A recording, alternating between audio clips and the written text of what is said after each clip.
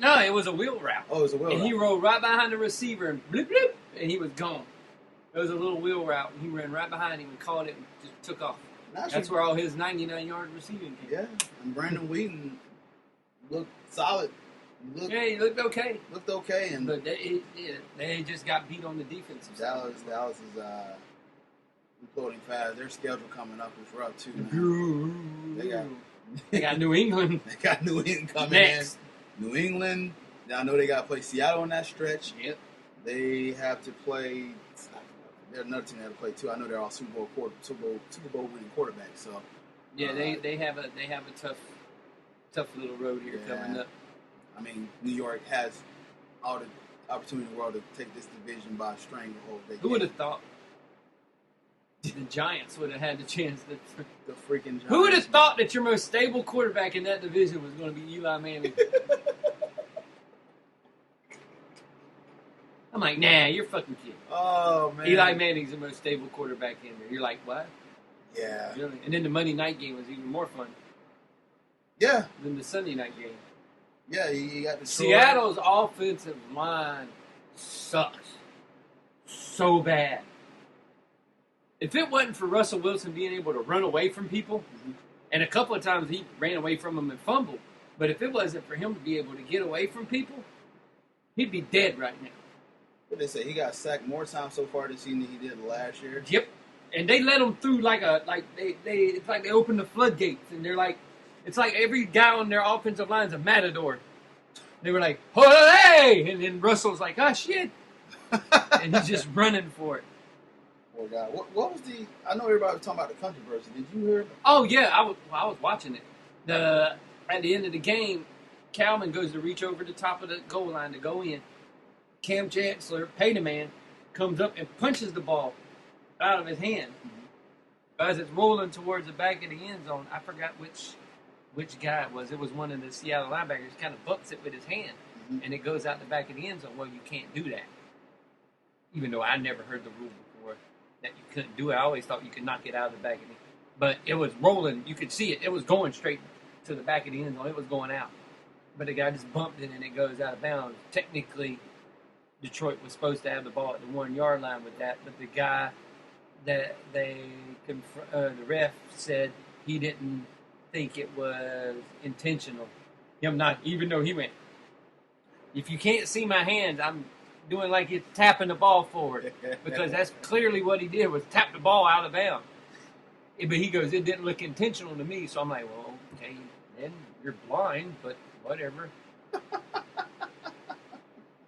I think it was a count of he forgot the fucking rule. So when he did it, they were like, quick, we got to think of an excuse that we can use right now. Yeah. Just say it wasn't intentional. Got it. There we go. That's what we're using.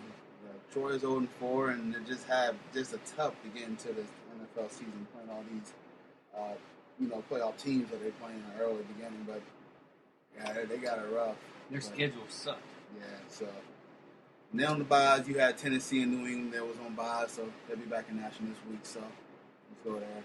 Talk about a rough stretch. Indianapolis is about to have a rough stretch. But after tonight is really nothing. But after that, they play Patriots, Saints, at Panthers, at Broncos, at Falcons, and then the Buccaneers, then at the Steelers. Oh my gosh! Yes, they have a very, very, very rough schedule. So possibly this division can be wide. Any one of these teams, if you can put together a 2 or 3 game winning streak in the AFC South, you're probably going to win the division. If you can put together a string of wins and then beat your opponents in the division, you're going to win the division. You need to tell the Jaguars to get this win. Don't even get me started on this shit. They should have won fucking Sunday. I don't know how you fucking can't kick a damn football straight. Or throw the ball into the end zone. Or do something. You wasted a 300-yard passing game from your quarterback, a 100-yard catching game from a wide receiver, 100-yard running game from your freaking running back, and you scored 13 freaking points. You're right. Look at this. Look at their stats. Yes! Allen Robinson had 86 yards. Yeah, you just can't explain that one, huh? Nope. All right, let's keep it here where we won't have you agree on that too much. And Cut somebody out. there's another week to play in football. Now we'll talk about Saturday stuff. Let's talk about They Saturday. cleanse my soul. Cleanse. So, Cleansing. Ohio State at Indiana. I don't give a shit. Nail squeaker. Indiana's nail squeaker. Nail biter. Nail biter. Something like that. Nail biter. I try to put two. Nail biter. They squeaked out a win. They squeaked out a win. There you go. Nail squeaker. I was trying to correlate my thoughts, and it just didn't come out the way I wanted to. Nope. So, yeah. Nail biter. Nail biter. They squeaked the win out. Yeah, they squeaked it out. Thank you, Kevin, for... Dude, friggin' Indiana had every chance to win that damn football game, and they blew it. Ohio State is worse than Florida State was last year when it came to being the number one team struggling through all this stuff.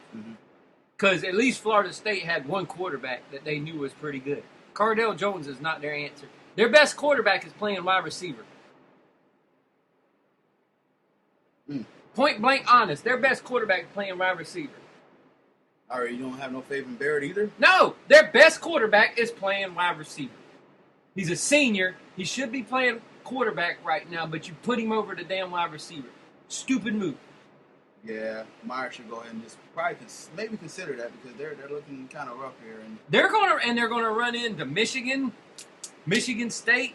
They're no way close to being the number one team in the nation. They do not look it at all whatsoever. Michigan State don't look like the number 2 team in the nation either. They're struggling too. Yeah. Woo, man, another close one with Purdue, huh? Woo, another close one with Purdue. You made it rhyme. Good job. Yes. Woo, a close one with Purdue. Close one with Purdue. Purdue. All right, well, let's move on to the game I know that we both want to talk about. The bashing. I didn't get the much. I'm gonna let you go ahead. The bashing. I caught the second half, but the bashing. Go ahead and talk about Florida beating Ole Miss 38-10. Smashing. Correction, smashing. Smashing. Bashing. Ole Miss. Obliterated. Kicking assing. They beat the out of them. Chuck Norris them. Smash. Yeah, they beat the holy dog mess out of them. It was from the get-go, from the jump. It was just all Florida all the time. It was this. Ole Miss they scored 58 points a game coming into this game. They were ranked number 3 coming. They beat Alabama 2 weeks before.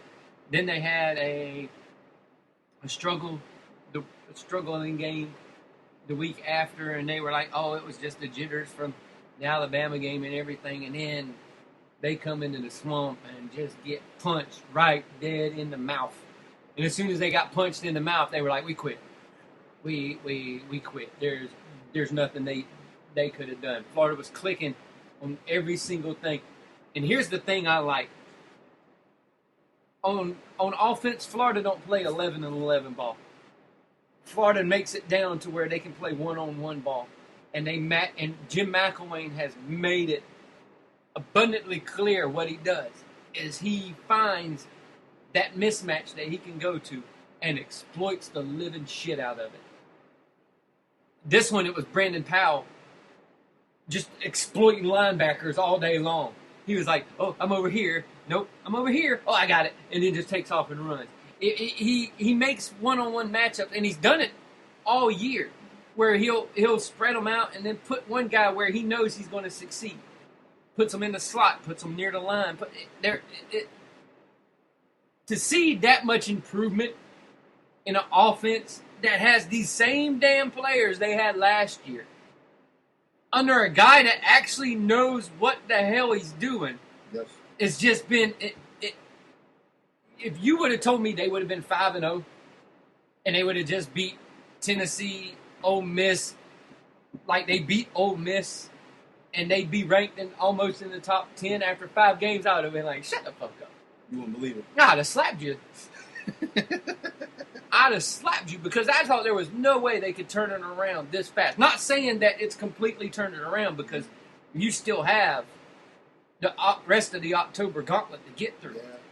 If they get through the October gauntlet with one loss, this team scared, depending on who they lose to, this team could go to Atlanta and possibly make it to to the playoffs.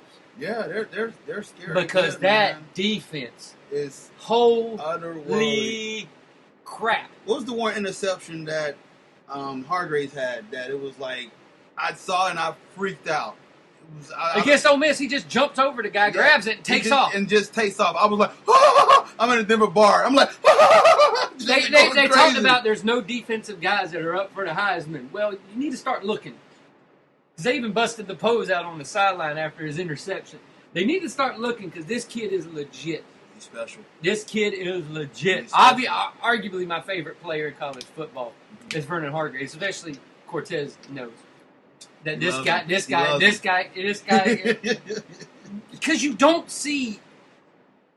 only see guys like these kind of guys roll around every once in a while that are these type of special DBs. Yeah. Somebody said the guy from FSU is better than Hargraves. You're smoking some shit. I started laughing. You're smoking some shit if you think that whatever Carlos Williams, whatever the hell his name is, over at Florida State is better than Vernon Hargraves. There's a reason why Vernon don't have that many tackles. Because they don't throw it his way. Because you see what happened when they throw it over there to him. And you talk about a dude that'll hit and go for the strip every single time. Vernon Hargraves ain't your prototypical corner that ain't going to hit somebody. Mm-hmm. That's the one thing you can say about this Florida defense is they will lay wood to whoever has the ball, and the guy don't want to carry it no more. I seen the Ole Miss quarterback was like, he was like, screw this. I don't want to get hit anymore. And they were getting whacked. Oh, man. But it was that was one of those games where you're like, wow. You're like, if this is what shows up the rest of the year, everyone's in trouble. Yeah. And then Georgia getting smashed by Alabama. Yeah, same score. And Georgia was the same score. Favorites. Same score. What did I tell you about the Georgia game? What did I tell you sitting right here where we were sitting? Mark Richt will not win a big football game. Ever. This was right there from him. You had every opportunity. You at your home.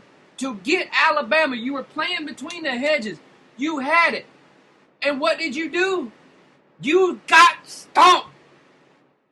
Alabama put their foot on your neck and choked you out. Mark Richt cannot win a big football game to save his ever-loving life.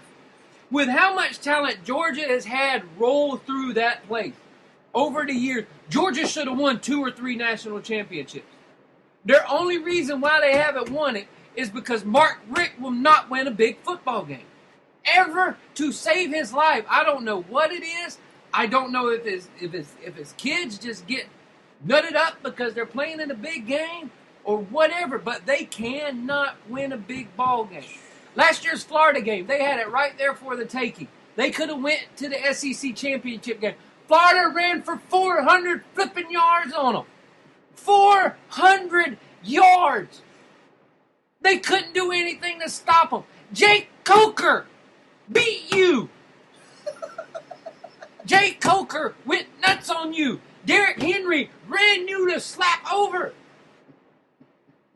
All we heard talk was Georgia's defense is improved. They're going to be able to stop Alabama, and they're going to be able to run the ball. Nick Chubb wasn't even to get half hard.